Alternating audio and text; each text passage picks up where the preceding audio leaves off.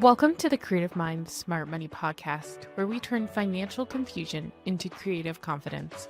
I'm Samantha Eck, bookkeeper and fractional CFO for creative entrepreneurs. Each week, I'm sharing my financial expertise and actionable strategies to help you build a thriving creative business. Plus, you'll hear from industry experts who bring fresh perspectives on growing your business beyond the numbers. Because building a successful creative business starts with strong financial foundations. Your next chapter starts now. January has a funny way of convincing people that they need to reinvent their entire financial life overnight. But you really don't. What you need are a handful of habits that make your numbers easier to run, not harder.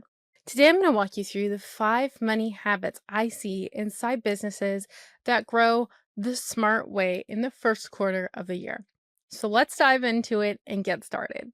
The first habit is to know your profit levers. There are 2 to 4 levers that change profit the fastest.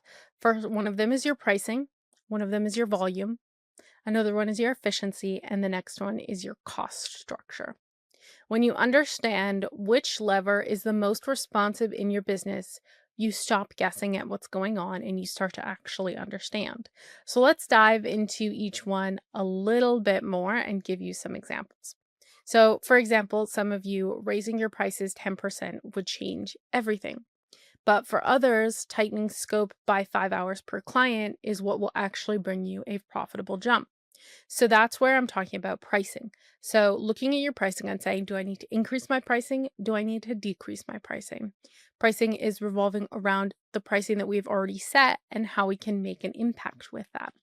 The second one we have is volume. Do I have the capacity for this? Can I take on this new job without driving profit down? Will it bring me down 5 more hours than what I planned and bring down the amount of money that I'm making? The next one is efficiency. Do I have the time and the availability to actually do this? And can I do it quickly enough that it will actually produce for me the amount that I'm actually looking for? And then the fourth one is your cost structure, of course.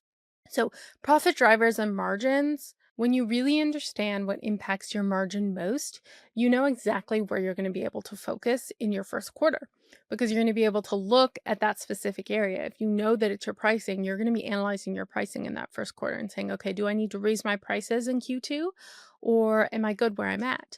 Do I need to stop taking on new projects for Q2? What is my capacity? Do I need to change up my systems because my efficiency is down? Or do I need to structure my costs a little bit better? Maybe you have 16 different softwares that are eating up most of your business expenses and your business revenue, but you have some overlap between a few of them. So looking at that and making sure that you're focusing on getting that kind of cleaned up.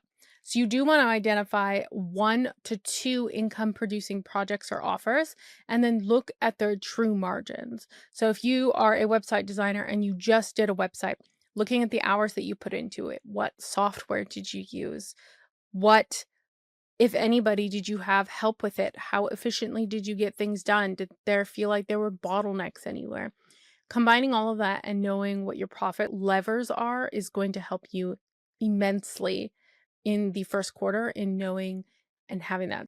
So your next habit is to check your cost of goods or your cost of service every month. And I know as a service provider, as a creative service provider, you're probably looking at me and saying, Samantha, I don't have cost of goods or cost of service, but you do.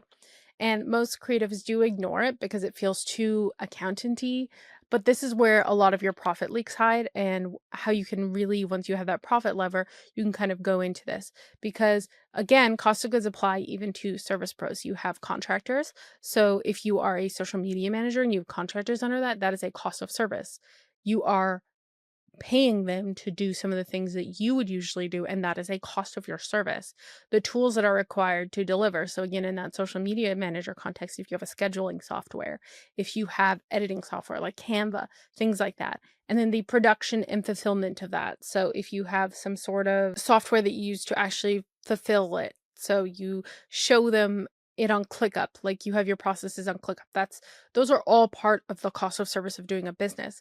if your cost of service creeps up, your profit will shrink even if your revenue grows, because of course your cost of service is going to rise as your revenue does. So we need to make sure that we are looking at the contractor spend, the revisions, the scope creep, because those can all be masked in your deliverables, and you want to actually make sure that you're looking at them. We want to look at our gross margin and make sure that that number is good. So the gross margin is the number that we take when we have our revenue and we subtract our cost of services, because that's the easiest way that we can spot trouble, especially in the first quarter, and make sure that we're making those adjustments on a yearly basis. Okay. So you do want to review your cost of goods percentage for January, and then of course compare it to your target margin. So this is again something you want to keep in mind is your target margin. You want to know your target margin and have it instilled in you so that you can make those quick changes, those quick decisions for the first quarter of the year. Cash flow is the backbone of decision making. That is another habit, following your cash flow, not your feelings. So we want to look at this simple sequence, and understanding the sequence is going to be very vital to you and your business. Cash in, cash out, cash left, and what you do next. So there is a difference between revenue stress, which is I need more sales, and cash flow stress, which is I need payment schedule stability. All that means is that if you are saying you need more sales, you need to up your revenue, whereas cash flow stress is making sure that you are consistently having a cash flow throughout the month. This is something I've worked on with a couple of my clients, where we were making sure that we have money coming in throughout the month and that we aren't missing a bunch of stuff in between. Because irregular cash flow, so if you have cash flow maybe just on the first of the month and nowhere else during the month, can also lead to really poor decisions, because you could end up discounting because you just want to make more revenue. You could end up overbooking. You could end up hiring reactively because you just need someone to help you out, or creating marketing that's not necessarily good for your business. So one of the things that we would always do as a bookkeeper slash CFO is making sure that we have a cash flow forecast that goes out to 90 days, that's updated monthly. And with my clients, we even look at it on a weekly basis and say, hey, here's where our cash flow is at. We aren't expected to hit zero anytime soon, so we're doing fine. We're going to have a positive number at the end of the month, or we're going to have a negative cash flow outflow at the end of the month. So sometimes when my clients see that they're going to have a $300 cash outflow at the end of the month, they're not going to have enough money to cover everything that's going on in the business. They push to get those extra $300. That way they are making sure that the cash flow is consistent throughout the month. So the next 90 days, mark out your expected income and expenses so that you can see where the tension point falls. So if you have all of your expenses coming in on the 1st to the 15th, and then maybe you have your contractors paid on the 20th, but you don't have any income coming in on the 20th, you know that, okay, I need to make sure either that I have income for the 20th by setting it aside, or having some sort of contract that it falls on the 20th so I can make sure that my contractors get paid. Just noticing the flow of cash in your business is going to help you a lot. So that is the third habit that we want to focus on. This is something that we spoke about in December, which is our scope and boundaries. The fourth habit that we want to discuss is tightening your scope and boundaries, because of course this one is going to change so much about your business and so much about the way that you operate as a business. So we want to make sure that we are kind of analyzing it. This is where a lot of creative service providers lose money without even realizing it, because underscoping is a profit leak, and overscoping or overpromising is where you have a time leak. You want to understand how to tighten the scope in Q1 and increase both your profit and the bandwidth that you will have to run your business appropriately, which is having clear deliverables. So outlining your deliverables, not just in your contract, but in everything, to make sure that they are very clear, and that whoever you're working with knows exactly what's being delivered, and that anything outside of that would be considered something that is additional. Having defined revision limits. So if you, again, or if you're a website editor, making sure that you only have maybe 2 rounds of revisions, maybe a round of revisions, and saying that after these 2 rounds of revisions, like that's it. You should have made sure that you really looked at everything. Having those communication boundaries. So if you're someone who doesn't want someone to text you on your phone, on your work phone, or on your business phone, making sure that you understand that email is the only communication way with you. And of course, having capacity limits. So knowing your capacity limits, but also knowing your contractor's capacity limits, and saying, okay, can who I'm working with, or can I handle what is going to be added if we add this into the business? Because when you have that operational efficiency, you have that protection with your profit, okay? If a project is priced at $2,000 but takes 40 hours instead of $25, you didn't make $2,000. You made $50 an hour because you're now working longer on it than you initially did. So you want to review your top 3 offers and adjust the scope, the revision structure if you have one, because maybe you don't have revisions, and then the delivery expectations. So what is expected once you do deliver. And that habit is also going to save you a whole lot. Okay? Our final habit is to plan your retainer and capacity numbers early. A lot of entrepreneurs, a lot of creative service providers guess their capacity instead of calculating it. And that's why you have that burnout in the first quarter. So we want to have a simple equation for capacity.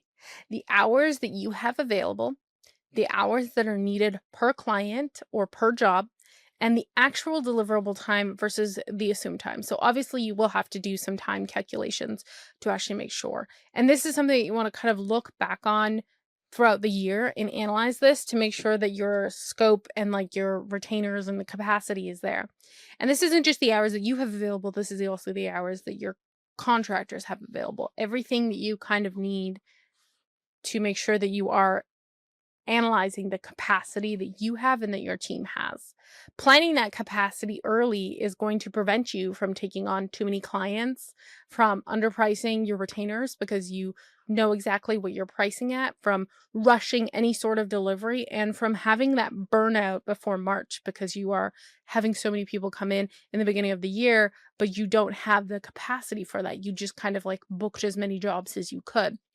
This is where we want to look at having some sort of resource allocation and operational capacity planning so that we're making sure we're looking at that. There's so many different applications out there as well that can help you with capacity planning, such as I think ClickUp does it now, but it'll just show you the amount of time that's being spent to see, okay, who has a gap, where, things like that. But the most important part is, of course, making sure that you're getting that time tracking in and knowing exactly how long a project might take so that you can plan for that capacity.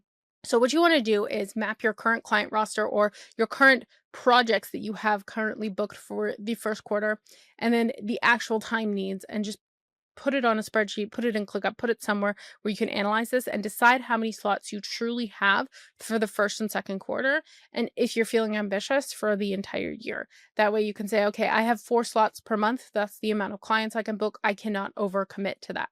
Now, if you take less time and you're like, okay, I have a surprise spot open at the end of March, that's a different story. But you want to at least understand what your capacity is so that if you only want to take on 5 clients in a month, you really only have to take on those 5 clients in a month. Now that we have the 5 habits, we want to put it all together to create kind of like a money system for the entire year.